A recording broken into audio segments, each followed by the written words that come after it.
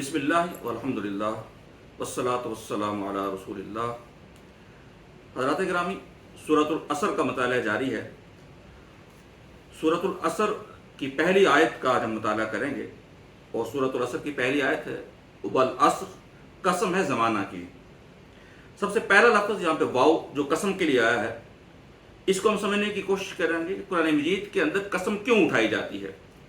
عام زندگی کے اندر جب ہم قسم اٹھاتے ہیں تو اس ہستی کی ہم قسم اٹھاتے ہیں، اس چیز کی قسم اٹھاتے ہیں جس کی ہمارے ہاں کوئی وقت ہو، ویلیو ہو، کوئی قابل قدر چیز ہو، کوئی اہمیت والی چیز ہو۔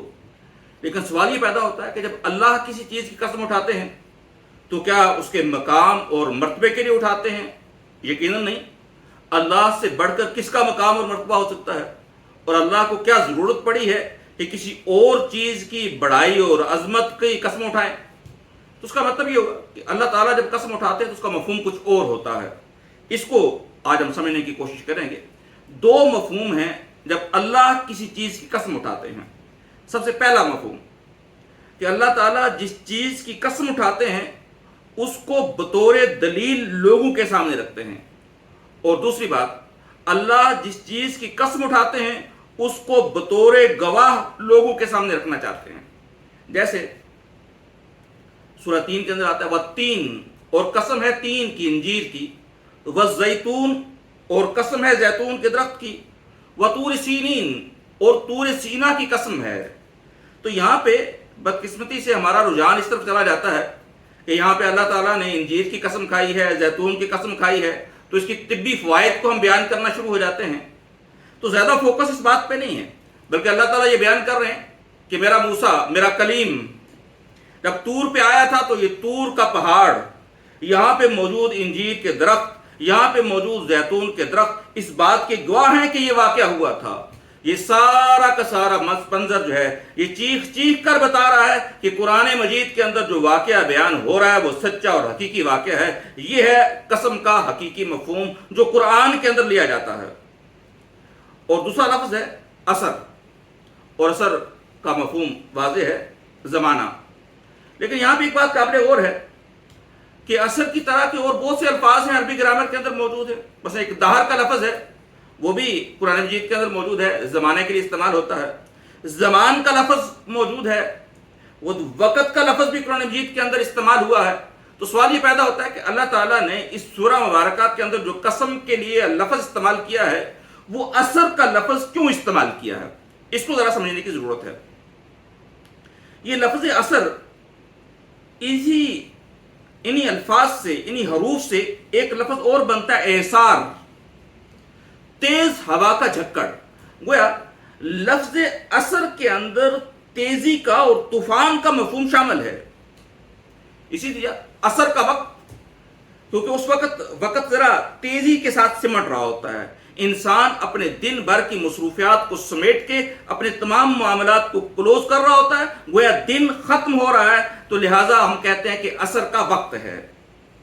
لہٰذا اثر کا حقیقی مفہوم کیا ہوگا؟ تیزی سے گزرتا ہوا زمانہ۔ والعصر، قسم ہے زمانے کی، یعنی تیزی سے گزرتا ہوا زمانہ گواہ ہے۔ اس کو شاعر نے بڑے خوبصورت الفاظ کے اندر کہا، غافل گھڑیال تجھے دیتا ہے یہ منادی، گردوں نے گھڑی عمر کی اور گھٹا دی۔ ہماری عمر بڑھتی جاتی ہے، عمر ہماری 1 سال بڑھتی ہے تو ہم سالگرہ مناتے ہیں، خوش ہوتے ہیں۔ حالانکہ اللہ تعالیٰ نے جو میرے لیے مہلت عمر مقرر کر رکھی ہے اس میں سے 1 سال کم ہو رہا ہے۔ اس پہ خوش ہونے کی بجائے جائزہ لینے کی ضرورت ہے کہ جو زندگی کا 1 سال گزرا ہے اس کے اندر میں نے کیا حاصل کیا ہے؟ کیا آخرت کے اعتبار سے میں کامیاب ہوا ہوں یا ناکام ہوا ہوں؟ ہمارا اصل سرمایہ، انسان کا اصل سرمایہ وقت ہے۔ اسی بات کو امام غزالی فرماتے ہیں کہ میں نے زمانے کی قدر و قیمت کو ایک برف بیچنے والے کی مثال سے سمجھا ہے۔ وہ فرماتے ہیں کہ میں ایک بازار کے اندر سے گزر رہا تھا اور ایک شخص برف بیچ رہا تھا۔ دن کا وقت ختم ہوتا جا رہا تھا، برف پگھلتی جا رہی تھی، اور ایک برف بیچنے والے کے پاس کتنا سرمایہ ہوگا؟ اس کا سارا سرمایہ وہ برف ہی ہے۔ وہ برف پگھل گئی اور بک نہ سکی تو نہ گھر کا چولہا جل سکے گا، نہ کل بیچنے کے لیے نئی برف خریدی جا سکے گی، لہذا اس کے چہرے کے اوپر پریشانی ظاہر ہوتی ہے۔ جو برف پگھلتی چلی جاتی ہے اس کے بچوں کے چہرے اس کے سامنے آتے ہوں گے، اس کی پریشانی اس کے چہرے کے اوپر ظاہر ہوتی ہوگی، اور وہ اور زور سے آوازیں لگاتا ہوگا کہ لوگوں میری برف کو خرید لو۔ ایک امام غزالی کہتے ہیں وہ برف بیچنے والے کی برف پگھل رہی تھی اور اس کے چہرے کی پریشانی بتا رہی تھی کہ اس کے نزدیک برف کی کیا قیمت ہے۔ ایسے ہی زندگی کا ایک ایک لمحہ ہمارے ہاتھوں سے گزرتا چلا جا رہا ہے۔ ہم بعد والے آنے والے وقت کے اندر وہ گزرے ہوئے وقت کی قیمت کو کبھی بھی پورا نہیں کر سکتے۔ وہ جو نقصان ہو چکا ہے اس کو ہم کبھی بھی پورا نہیں کر سکتے۔ لہذا ضرورت اس بات کی ہے کہ ہم آج جو وقت ہمارے پاس موجود ہے اس سے بھرپور فائدہ اٹھا لیں۔